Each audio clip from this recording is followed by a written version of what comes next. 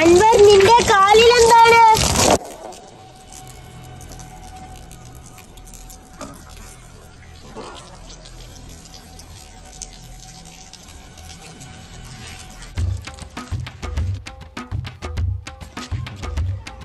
അത് കളയണം.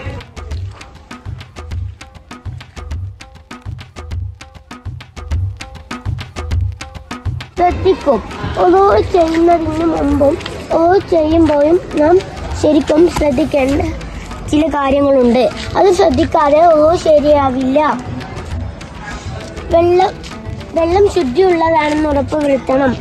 അവയവങ്ങൾ, പശ പോലുള്ള വസ്തുക്കൾ, നഖത്തിനുള്ളിൽ വെള്ളം ചേരുന്നതിന് തടയുന്ന അഴുക്കു തുടങ്ങിയവില്ല എന്ന് ഉറപ്പുവരുത്തണം.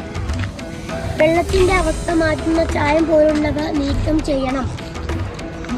വുളുഇന്റെ അവയവങ്ങൾ വെള്ളം ഒലിപ്പിക്കണം. നനഞ്ഞാൽ മതിയാവുകയില്ല. നിത്യേന അശുദ്ധിയുള്ളവർ നിസ്കാരത്തിന്റെ സമയമായെന്ന് ഉറപ്പുവരുത്തണം.